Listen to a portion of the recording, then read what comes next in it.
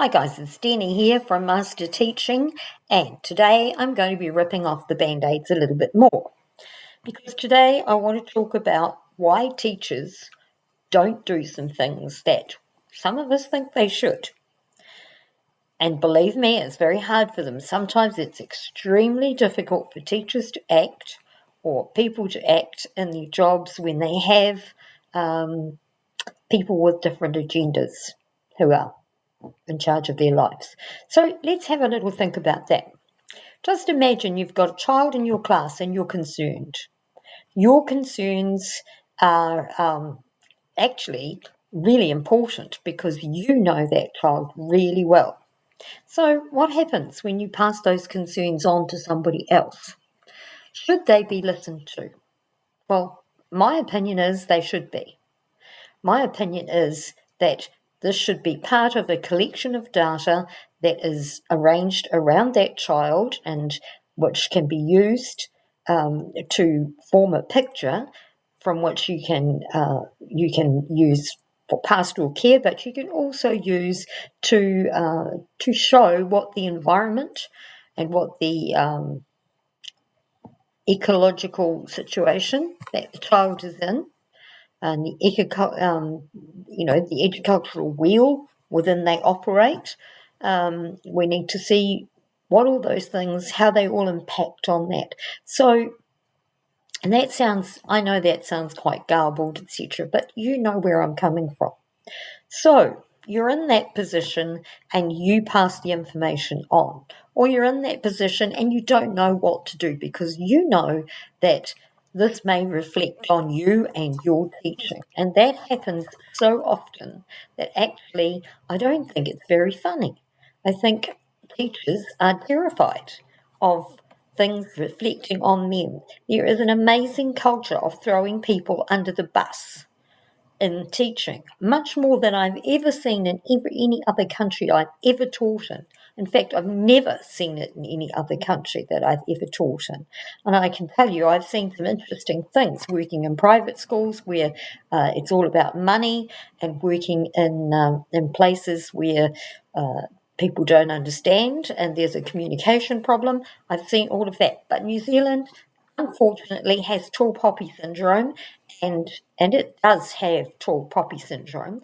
We also have a lot of people fighting for top positions. We seem to be somewhat overloaded in terms of people in walking positions or people in that executive management, and we seem to be very low on teachers. So where do we go from here with this? Who is it affecting? It's affecting the children. And it's not just affecting the children, it's also affecting teachers. It's about trust. It's about relational trust. Who can you talk to? Who can you go to see to talk about when you think there's something going on and you need to share it? Should you share it or should you just shut up? Now, this has a further effect. What if a child needs an OARS report? Are you going to be the one to suggest it? Or are you going to make a referral? Or are you going to just say nothing and hope that the next teacher does it? Because if you do, you have to deal with the parents, you have to deal with your managers, your line managers, you have to deal with whoever else is probably a Senko or someone like that, and you might have to be able to really stand your ground to get what you think this child needs.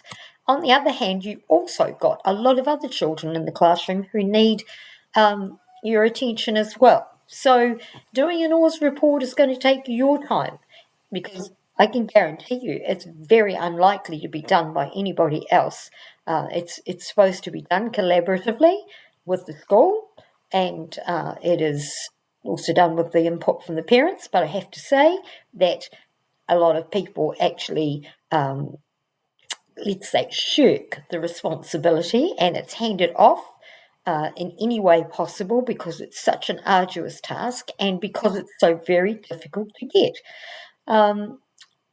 It's very, very important for the child, and once you've got it, it's very helpful for the teacher. The fact is, we've got too many kids in our classes who need this kind of support, and no one's doing much about it. Actually, we're just saying, oh, let's all have inclusion and let's make it work. Well, actually, it's not working. So who's doing what? Should we shut up and say nothing? No, we shouldn't. So why aren't you saying something? The reason is because you don't want to be the one to have a little bit of finger pointing going on. She said this. That means she can't cope or he can't cope. Well, got news for you. No one's coping. So let's have a little look at some truth telling and some really ripping the band-aids off situations in schools. Do something about it. Don't sit there and say nothing. You don't have to feel as though you're thrown under the bus. And if you are thrown under the bus, then you're better off out of wherever you work. Because people who throw you under the bus do not understand what it is that they are supporting. They do not understand that this, in the long term, is toxic and will affect you greatly and everybody else in this profession. Okay, that's my bit for today.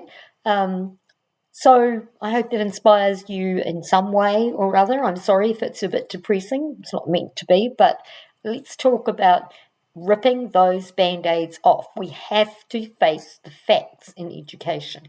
We have to face what is actually happening. Right. See you later. Bye. Don't forget to like and subscribe if you want some more of my ripping the band-aids off.